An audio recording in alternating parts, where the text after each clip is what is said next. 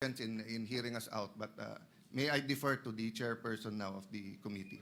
Yes, before Senator Ping Lacson is recognized. Thank you, before Mr. President. With all due respect to the distinguished minority leader, there's what we call The intelligence community making the request. It was the witness hearing. Bago siya magsalita, sinabi niya, pwede ba, mga congressman, wag niyo akong ibabalik sa Senate dahil may mga, hindi ako safe, may mga senador doon. Ang sabi ng congressman, magsalita ka muna.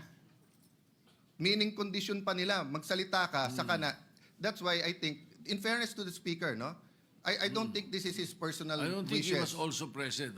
Yeah, in much the same way as I did not hear that. Let me clarify particular- that, Mr. President. I Yes. don't think it's his personal request.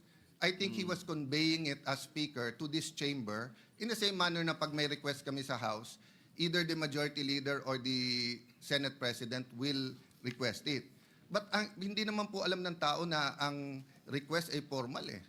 And again, hindi ko na question yung kagabi. But all over the news and live, yun po ang lumalabas. Yung witness ang nagdidikta na wag niyo ako ibalik sa Senate. Ano ba experience niya dito? Ano ba ang ginawa natin sa kanya? Di ba? Wag siyang ibalik sa Senate for detention. Pero Yes. we will never allow that he not be brought here back Agree, when Mr. needed. President. As a matter of fact, if you move for for him to be returned here, we will return here right away. Agree, Mr. President. Ang problema kasi he gives the impression na pag dito, mapre-pressure or may kakausap sa kanya eh. Yun yung impression ngayon eh. Which I think is unfair to all of us. I'd love for him to name senators here para ma-confront natin na siya. But anyway, Mr. President, Yes, I think we okay. vented the, I don't know the pleasure of my colleagues. No? May I yield to Okay. Senator So Marcoleta? just to ventilate more on what the minority leader was saying, let me just place on record so that the public will know. You know, we have Section 6C of the rules of the Blue Ribbon Committee. It's very clear. It says a witness cited in contempt may be ordered to be detained in such place as may be designated by the committee alone or with the concurrence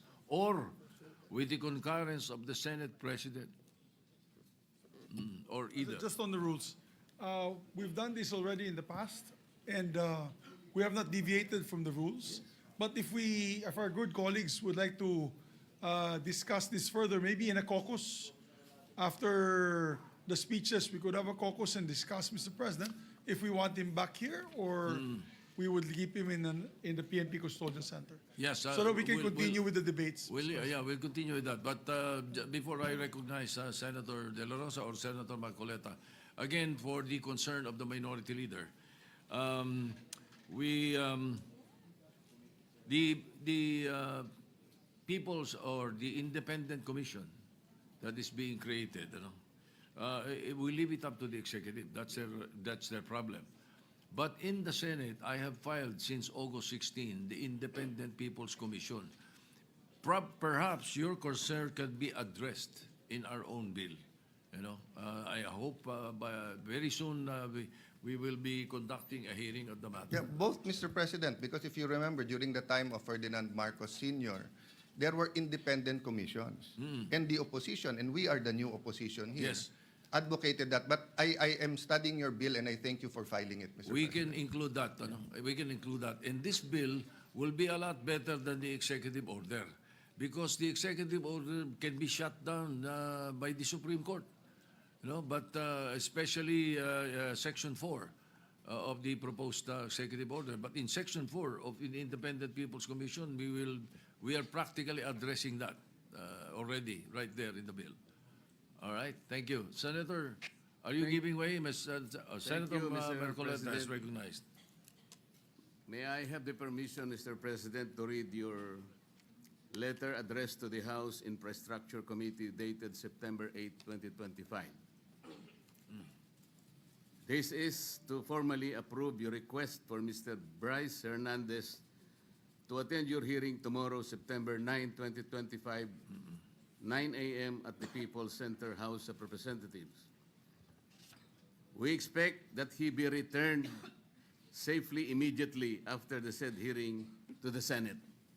So this is very categorical, Mr. President. Their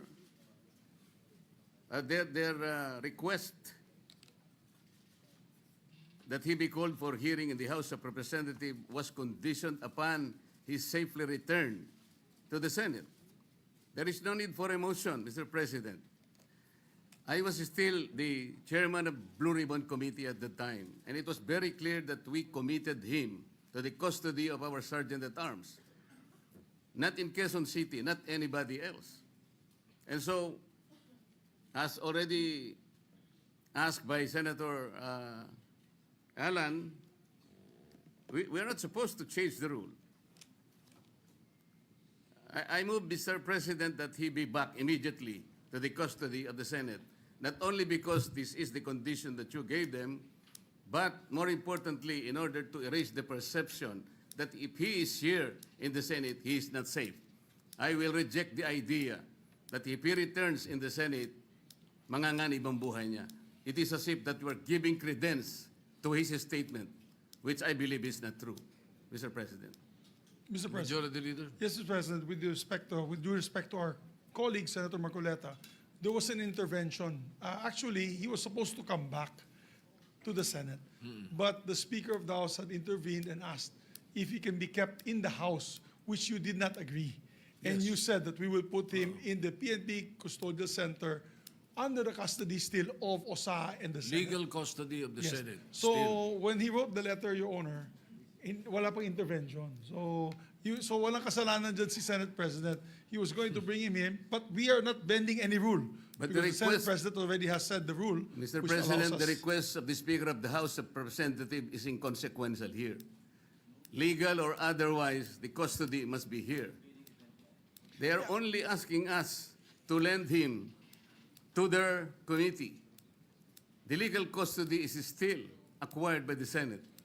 And then the committee was the one who ordered him to be legally detained in the custody of the Senate. The committee was the one who did that, not the Speaker of the House of Representatives. He could request that, but we are sorry to deny that Maybe, because Mr. the legal President, custody, Mr. President, yeah.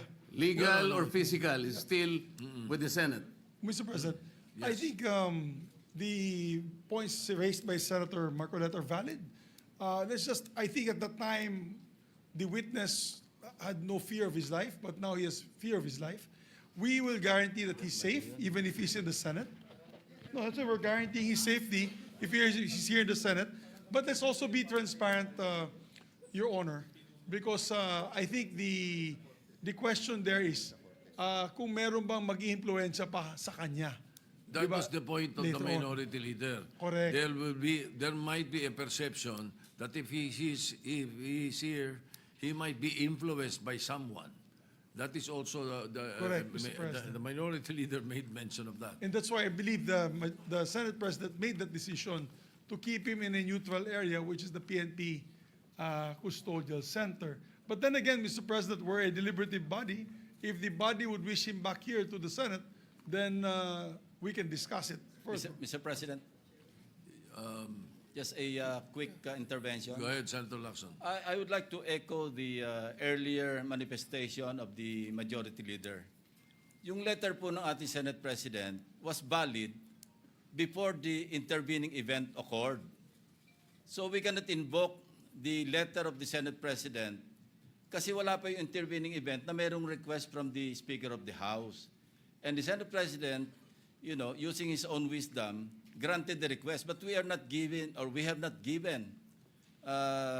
the legal custody of Bryce Hernandez to the House. We still maintain or retain the legal custody over his person. And as I mentioned earlier, kung kailangan siya ng House, they will have to seek permission from the Senate President. Again, yes, they are not in Thank you, custody. Mr. President. Yes, Mr. Senator De La Rosa, President. yes, go ahead. Thank you, Mr. President. Mr. President, You know, Let Senator De La Rosa speak first. Go ahead. we have a very sad experience, Mr. President. Because if the reason why the Speaker requested for Bryce Hernandez to be detained not in the Senate, because for fear of being influenced by anybody or any member of the Senate. Alam mo, Mr. President, Colonel Grijaldo, nag-testify dito sa ating committee about the wrongdoings of the members of the Quadcom. Nagsumbong siya dito, Mr. President. And after he read his statement, sabi niya sa amin, Sir, can I be protected by the Senate? Dahil alam kong pinag-initan ako ngayon ng House. So, I share the information to the committee and even to the leadership of the Senate. But the following day, or the days after, he was required to appear before the Quadcom and he was cited in contempt. Nang siya ay na-contempt, kinulong siya doon. At nang kinulong siya doon, look what happened. Binubombard siya doon, pinupuntahan siya doon at sinasabihan na huwag yung gusto namin na mangyari, gawin mo na para makalabas ka na dito sa kulungan. Hindi nag-give in si Colonel Grijaldo. Kinulong siya hanggang natapos ang 19th Congress. So, Mr. President, sila ay takot sa kanilang ginagawa mismo. Hindi po yan gagawain ng Senado na mag-impluensya ng resource person. Never pa nangyari yan na mayroong pumunta doon sa baba, tinakot yung nakakulong cited in contempt na resource person. Gawain nila yan sa House of Representatives. Ginawa nila kay Colonel Grijaldo. Kaya huwag tayong basta-basta bumigay sa kanila dahil we should be independent from them, Mr. President. Hindi natin sila dapat sundin kung anong kagustuhan nila. We have to stand on our own. Thank you, Mr. President. Mr. President, Yes, Senator Marcoleta. noong pong September 8, 2025, ako pa rin po ang chairman ng Blue Ribbon Committee. Ang Blue Ribbon Committee po ang nag-approve ng legal and physical custody nung ma-cite in contempt si Bryce Hernandez. Nung makiusap po ang Speaker ng House of Representatives sa inyo, di po ba dapat nakonsulta naman ang chairman ng Blue Ribbon Committee? Dahil kami po, ginawa namin yon through the collective wisdom of the committee. Hindi po namin gawa-gawa yon. Kaya lang namin siya sinite in contempt sapagkat halos ipamukha na namin sa kanya ang mga datos. Ibinigay ko na sa kanya ang lahat ng ipinanalo at ipinatalo niya sa kasino. Pati yung ginagamit niyang dalawang ID na galing sa LTO, ayaw pa niyang aminin. Ganun po yung nangyari. Gusto lamang namin siyang turuan ng leksyon para sa ganun kahit papano baka maisip niya na dapat sana mapahiya na siya sa sarili niya kung meron pa siyang kahihiyan. Dapat naman sana nung siya'y mag-request ngayon sa House of Representatives, hindi po sa kanya dapat manggaling ang request kung saan siya magko-custody. Ang custody po yung natapos na. Nagsalita na po ang Blue Ribbon Committee. Bakit po hindi man lang nakonsulta ang Blue Ribbon Committee? Bakit kailangan po ang House of Representatives Speaker ang mananaig sa kanyang request? Kalabisan na po ba ang Blue Ribbon Committee noong araw na yon, Mr. President? May I be clarified on what date that transpired? Yesterday or September 8 po. Monday? Yes, Mr. President. Majority Leader. Monday was the hearing here in the Senate. Monday he was cited in contempt. But Yeah. the hearing in the House was on Tuesday, September 9. Yes, And Tuesday. as, So in the evening, Opo. when yesterday, no. So in the evening, when the speaker called me, Senator Marcoleta was no longer chairman of the Blue Ribbon. No more, because we had already elected It was Senator already Senator Lacson. Lacson, yes. Ibig bang sabihin po, Mr. President, nawawala ng visa yung ginawa namin? Hindi. He's Ganun po pala. He's still in legal custody. Dapat po, Therefore, igagalang po kung ano yung aming iniwan. yes, Doon tayo magsisimula. Ang iniwan ninyo, cite in contempt. Hindi And po. legal Nasa custody legal of the custody Senate. na po ng, He was still ng House. under the legal ng, custody ng of the Senate. Mr. President, may I ask for a minute suspension? Session suspended.